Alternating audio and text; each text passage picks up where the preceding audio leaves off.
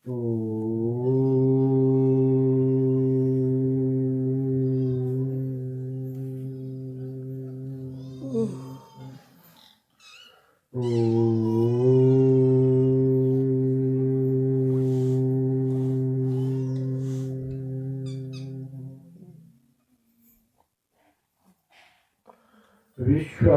दर्पण दृश्यमान नगरी तुल्यं निजान्तर्गतम् पश्यन्नात्मनि मायया बहिर्भूत भूतं यथा निद्रया यह साक्षात् कुरुते प्रबोध समये स्वात्मानमेवाद्वयम्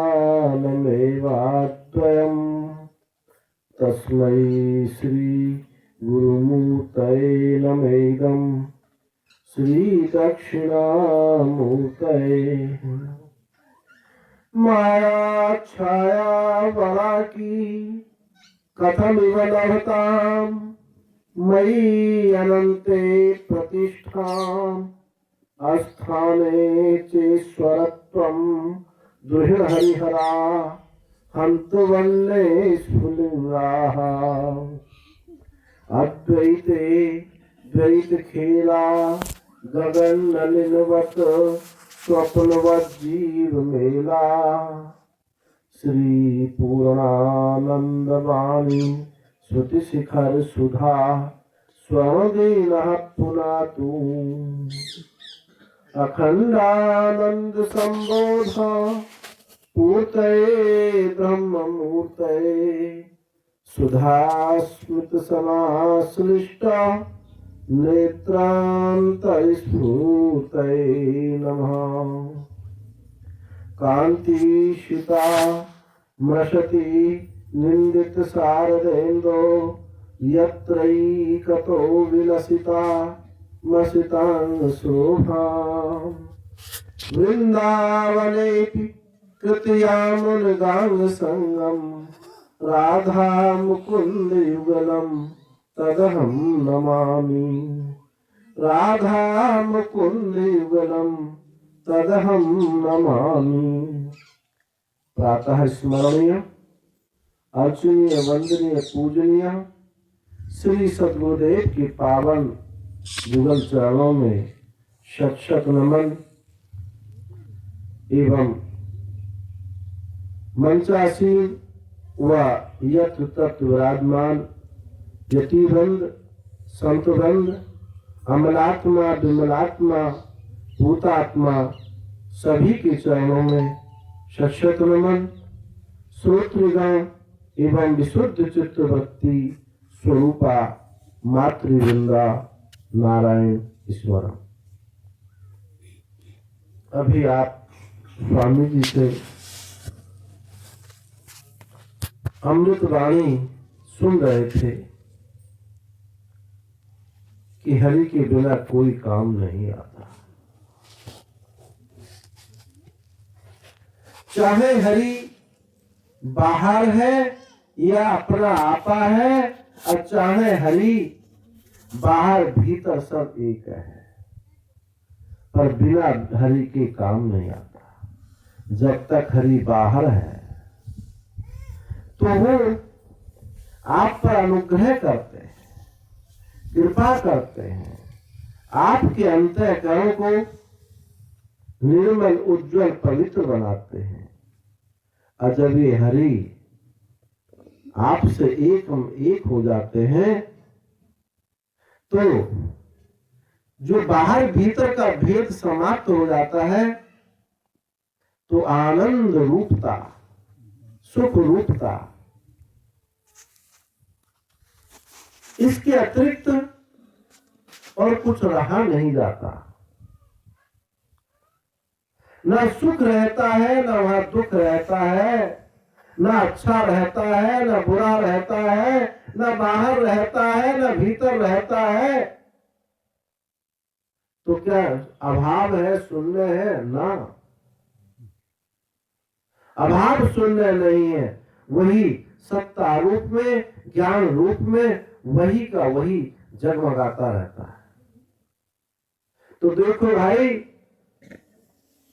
इस हरि को बाहर देखना चाहते हो तो भी लाभ, और अंदर देख लिया तो परम लाभ। हम बाहर देखने की प्रक्रिया भी यही है कि जिन जिन को आप बाहर देख रहे हैं, जिस जिस आकृति को बाहर देख रहे हैं, उन आकृति से वृत्ति को हटाओ। क्योंकि देखो सीधी बात है, अभी आप स्वामी जी से सुना था कि प्रेम गली अति साकुरी जामे दो न समाए। इसमें दो समाते नहीं है, क्योंकि दोनों विपरीत स्वभाव वाले, विपरीत गुण वाले हैं, विपरीत दिशा वाले हैं। एक पूरब को जाता है तो एक पश्चिम को जाता है। एक में आकार है, एक में कोई आकार नहीं, एक में गुण है, एक में निर्गुणता है। तो भाई कैसे एकता हो?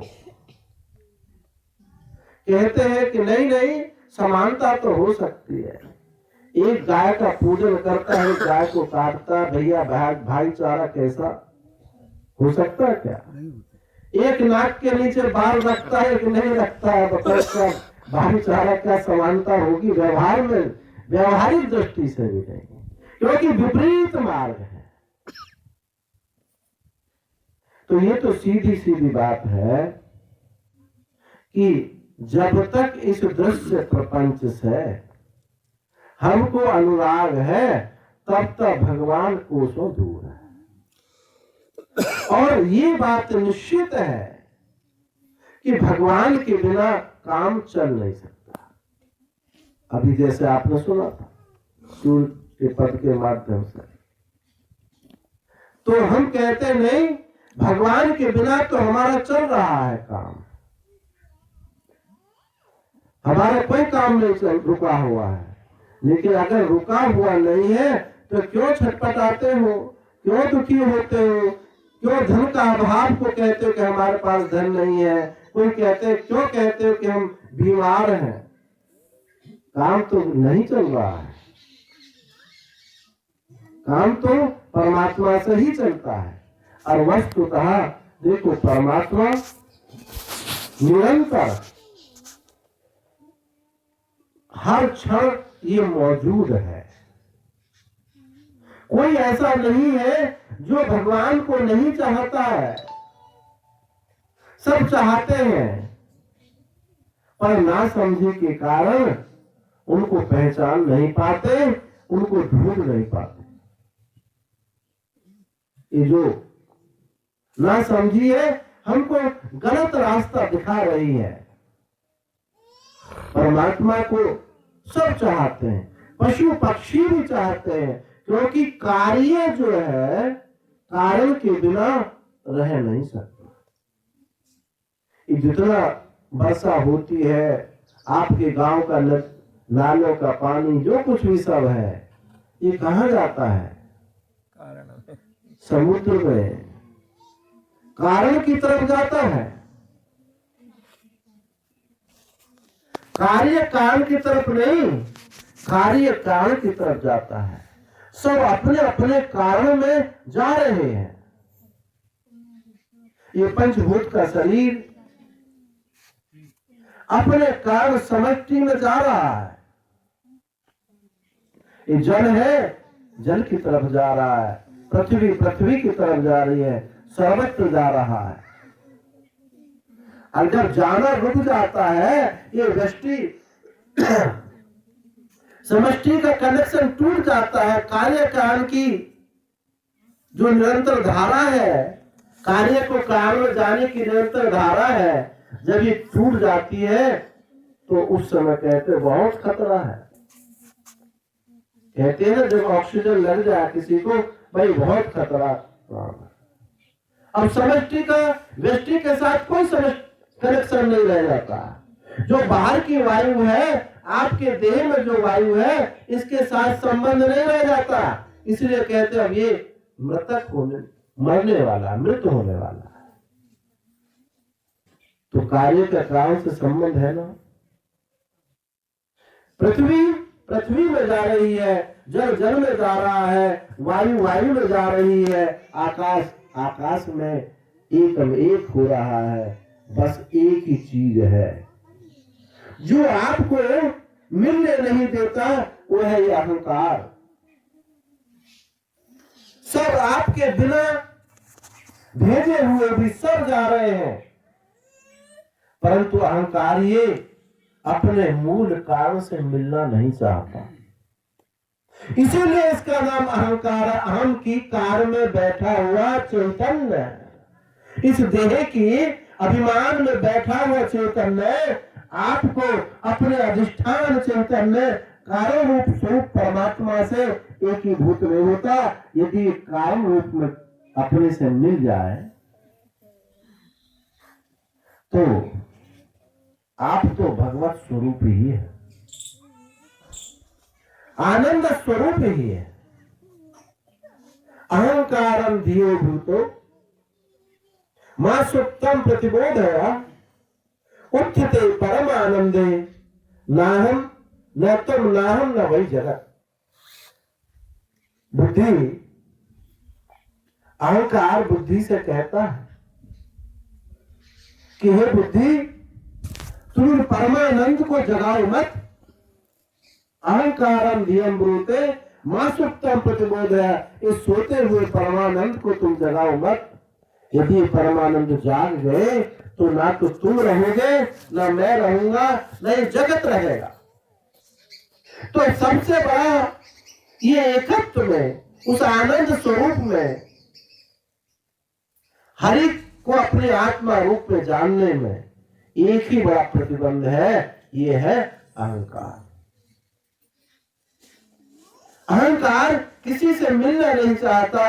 अगर अहंकार किसी से मिलता है तो अहंकार नाम ही नहीं रह जाता। अपने सीमित ज्ञान को लेकर के, सीमित प्रतिष्ठा को लेकर के सीमित सौंदर्य, सीमित आकार को वही अपने को उतने तक ही समझता है। यह है अहंकार का स्वरूप। अहंकार यदि व्यापक हो जाए, प्रतिष्ठा व्यापक हो जाए, प्रतिष्ठा अनंत हो जाए, आपका रूप अनंत हो जाए, सौंदर्य अनंत हो जाए, तो आप क्या है? विराट पुरुष है। सब नदी जंगल पहाड़ इत्यादि सब प्राणी मात्र आपका शरीर हो जाए, आप विराट आत्मा है। और जब ये आकार सूक्ष्म हो जाते हैं तो आप हिरण्यगर्भ है, तेजस आत्मा है, ब्रह्मा है। और जब इन आकारों की ना सूक्ष्म ना स्थूल किसी भी प्रकार की आकार की, गुण की, मान की, प्रतिष्ठा की, किसी भी आकृति व्यक्ति विशेष की स्थिति नहीं रह जाती है, तो आप शुद्धात्मा है, ब्रह्मात्मा है, अमलात्मा है, भूतात्मा है। ये आपका स्वरूप है। तो संत बार बार यही कह रहे हैं कि इस परिच्छिन्नता से, इस सीमित पने से अपने छोटे छोटे टुकड़ों को तुम छोड़ो। मुक्त हित्वा अन्यथा रूपम स्वरूपेण अवस्थिति, अन्य रूप का परित्याग। और देखो ये अन्य जो रूप है ना, ये वास्तविक नहीं है, सत्य नहीं है, उपयोगी नहीं है। इनमें की सत्यता की, वास्तविकता की, उपयोगिता की, सुख रूपता की एक भ्रांति हुई है। इसलिए जहां इनमें जो आप ढूंढोगे तो वो सुखात्मा, विमलात्मा, परमात्मा नहीं मिलता। देखो, चाहते सब परमात्मा को है, प्राणी मात्र सब जीना चाहते हैं। जीना मतलब सत्य, अस्तित्व। कोई भी मूर्ख होना नहीं चाहता। मैं आपसे पूछूं कि आप सुख चाहते हो, तो आप कहते हैं हाँ, हम सुख चाहते हैं। तो कैसा सुख चाहते हो भाई? यही यही एक स्थान में सुख चाहते हो या सर्वत्र सुख चाहते हो? एक स्थान नगोरी में ही सुख मिले या सर्वत्र सुख मिले? तो सब आपकी मांग है कि हम सर्वत्र सुख चाहते हैं। थोड़ी देर के लिए सुख चाहते हो या हमेशा के लिए सुख चाहते हो? तो मांग यही है कि हम हमेशा के लिए चाहें। कोई घंटे 2 घंटे के लिए सुख रूप नहीं होना चाहता। समस्त जीवन सुख रूप रहे। पराधीनता का सुख चाहते हो या स्वतंत्रता का? सबकी मांग है स्वतंत्रता का सुख। सापेक्षता का सुख नहीं चाहते, निरपेक्ष सुख चाहते हो। और होश हवास का सुख चाहते हो या बेहोशी का? होश हवास बेहोशी का सुख तो आप ले रहे हो, क्योंकि संसारिक सुख 4 प्रकार के होते हैं। मनोराज्य का सुख, अभ्यास जन्य सुख, वासना का सुख और वृत्ति रहित सुख। वृत्ति का बाद का सुख अलग चीज है। वृत्ति नाश का सुख, वृत्ति नाश का सुख मनोराज्य का सुख है। और अभ्यास का सुख, जो योग रोज जो है सूर्य नमस्कार करते हैं, यदि एक दिन करने को ना मिले तो उनको थोड़ा विक्षेप होता है। ये अभ्यास जन्य सुख। और बैठे बैठे मनोराज्य करते हो कि आपके तो जो है सरसों बहुत अच्छी हुई है, इतना आपका सरसों अच्छा होगा, अब तो ये काम कर दें, और ये अच्छा होगा तो ये कर दें, और बीच में कुछ और हो गया, सारे मनोरथ में पानी भर गया। मनोराज्य का सुख और वासना का सुख, काम सुख। और जब वृत्ति नहीं रहती है तो भी सुख होता है, पर ये पूर्णता नहीं है। वृत्ति का अत्यंत अभाव, वृत्ति का जो कारण है, कारण सहित वृत्ति का अभाव का नाम परमानंद है, ना कि वृत्ति के अभाव का। क्योंकि वृत्ति तो सुषुप्ति में भी नहीं रहती। तो क्या रोज तो आप जिसको सुषुप्ति हुई है हमेशा के लिए क्या मुक्त हो गए? नहीं होते, रोज वही समस्या है। इसलिए ये संसार के 4 प्रकार के सुख हैं, और जो ब्रह्म सुख है वो इनसे विलक्षण है। हम उसी ब्रह्म सुख की बात कर रहे हैं। आप सब चाहते हैं, आप सब सुख चाहते हैं, आप सब सत्य चाहते हैं, आप सब ज्ञान चाहते हैं, आनंद चाहते हैं। सबकी ये मांग है। किसी से पूछा जाए, किसी से पूछते हैं कि भाई एक बात बताओ, तुम तो बहुत मूर्ख हो। तो मूर्ख भी ये कहता है, मन में मूर्ख और योनि में दुखी कोई नहीं। सुअर से भी कहो तो सुअर भी कहता हम कोई दुखी थोड़ी है, हम कोई मूर्ख थोड़ी है। यही मूर्खता है। कोई भी मूर्ख नहीं होता, अर्थात मूर्ख नहीं है। आप जानकार हैं, अर्थात चेतन है, आप दृष्टा हैं, आप जीना चाहते हैं, ये सत्य है। आप सुख चाहते ही आपकी आनंद रूपता है। तो कोई ऐसा नहीं है जो नित्य सुख नहीं चाहता, कोई ऐसा नहीं है पराधीनता का सुख नहीं चाहता, कोई ऐसा नहीं है जो आयास प्रयास रहित सुख चाहते हो, या यानी मेहनत करके सुख चाहते हो, या बिना मेहनत के। बोलो, एक तो उत्तर हो कि हम बिना मेहनत के सुख चाहते हैं या मेहनत करके? बिना मेहनत का चाहते हैं। कुछ कुछ कर्म अभिमानी कुछ कहते हैं हम तो करके सुख चाहते हैं, ये भूल है। बिना मेहनत के सुख चाहते, क्योंकि यदि बिना मेहनत का सुख सुसुप्ति में ना मिलता तो रोज आप सोना क्यों चाहते हैं? सोते ही नहीं। उन्हें आयास प्रयास रहित सुख मिलता है, आयास प्रयास रहित सुख है, इसलिए सोना चाहते हैं। किसी को एक दिन सोने को ना दिया जाए, सोने ना दिया जाए तो बेचैन हो जाता है, क्योंकि उस सुखद स्वरूप आनंद स्वरूप से आपका कनेक्शन कट रहा है व्यक्ति का। तो आप वास्तविक सुख जो चाहते हैं, तो वास्तविक सुख क्या है? वो सत्य है, नित्य है, ज्ञान रूप है, कर्म विक्षेप से रहित है, आयास प्रयास से रहित है, पराधीनता से रहित है। ये सुख की मांग सबकी है, सब चाहते, परंतु गलती एक है। अर्थी समर्थो विद्वान शास्त्रेण अपरिदस्तम। महर्षि जैमिनी पूर्व मीमांसा में सूत्र देते हैं कि अधिकारी कौन है? अर्थी जो चाहने वाला हो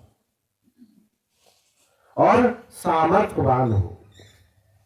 एक चाहता है तो आईएएस होना, लेकिन सामर्थ्य है नहीं, इंटर भी जैसे तैसे पास किया, ग्रेजुएशन भी हुआ नहीं, तो चाहने मात्र से नहीं होता, अर्थी मात्र से नहीं होता, समर्थता भी चाहिए और उस विषय का ज्ञान भी होना चाहिए। अर्थी समर्थो विद्वान और शास्त्रेण परिदस्तम।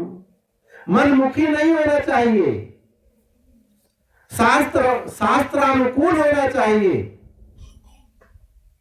इसको ऐसा जो है उसको कहते हैं अधिकारी। तो आप अर्थी तो है, पर अपने सामर्थ्यवान भी है, परंतु सामर्थ्य को आपने दूसरी जगह लगा दिया है। क्यों लगा दिया है? अर्थी समर्थो विद्वान नहीं है, उसके विषय में जानते नहीं है, क्योंकि गुरु के सम्मुख नहीं हुए, शास्त्र के सम्मुख नहीं हुए, इसलिए उसका ज्ञान नहीं है। तो खोजते कहां है? धन में खोजते हैं, पुत्र में खोजते हैं, पति में खोजते हैं, पत्नी में खोजते हैं। महाराज कहां नहीं खोजते हैं? काल में, गाल में, ताल में, माल में कहां खोज रहे हैं? कोई बालों में खोज रहे? बताओ, उम्र हो गई 65-70 साल की, फिर भी काले बाल कर रहे हैं, बालों में खोज रहे हैं परमात्मा। तो ये जो बालों में परमात्मा को देख रहे हैं, माल में परमात्मा को देख रहे हैं, अरे महाराज कभी विचार तो करो, उसका स्वयं का अस्तित्व नहीं है, उसका पता नहीं कितने दिन जीवित रहेगा। जो जीवित, जिसकी आयु का कोई क्षण नहीं पता नहीं, एक पीपल के पत्ता की नोक पर लटका हुआ, उसकी बूंद की आयु हम कह सकते हैं, परंतु मनुष्य की आयु के विषय में इतना भी नहीं कहा जा सकता। तो जिन जिन विषयों को आपने, जिन जिन चीजों को स्वीकार कर लिया है कि ये हमको वो परम सुख देंगे, तो सुख नहीं देते महाराज। थोड़ी देर के लिए आशा सुख आशा कर लेते हैं उस सुख की कि ये विषय हमको आशा देता है। यदि किसी ने क्षण दो क्षण दे भी दिया तो अगले क्षण उससे ज्यादा दुख देता है, क्योंकि संसार का सुख दुख से भरा हुआ है, दुखालय है। ये संसार दुख रूप है। कौन सुखी है? कोई तन से दुखी, कोई मन से दुखी, कोई शरीर से दुखी, कोई शरीर से दुखी, कोई तन से दुखी, कोई मन से दुखी, कोई दूसरे के दुख से दुखी, दूसरे के सुख से दुखी। दूसरे के सुख या सुखी क्यों है? ये एक बार एक जुगनू के पीछे सांप लगा हुआ था। और जिधर जुगनू जाए सांप उधर के लपक के जाए। जुगनू ने कहा भैया हमको तुम खाओगे तो सही, पर हम तुमसे एक बात पूछते हैं, ये बताओ मेरे खाने से क्या तुम्हारा पेट भर जाएगा? फिर तुम कभी खाओगे नहीं,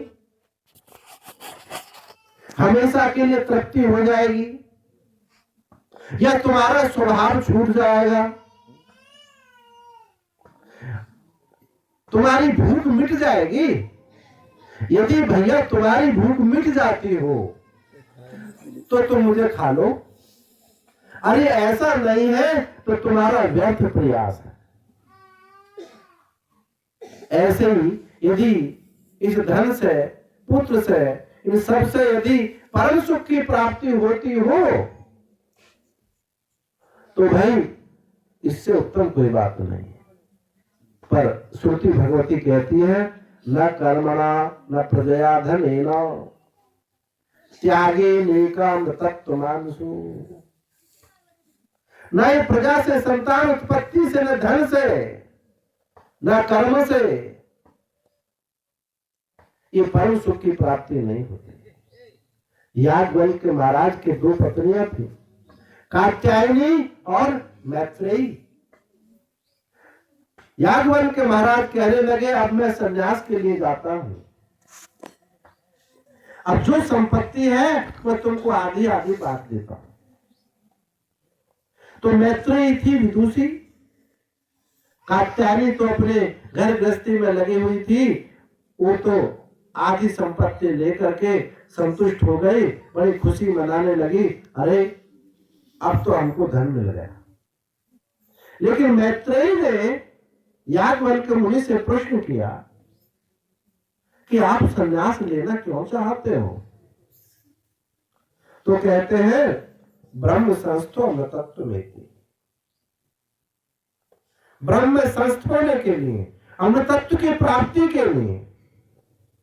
तो मैत्रेय ने कहा क्या धन से, पुत्र से धन आपको अमृतत्व की प्राप्ति नहीं होगी? तो याज्ञवल्क्य मुनि ने कहा अरे मैत्रेय न कर्मणा न प्रजया धनेन, न ही अमृतत्व की प्राप्ति कर्म से होती है, न धन से होती है, न संतान उत्पत्ति से होती है, ये तो त्यागेन एक,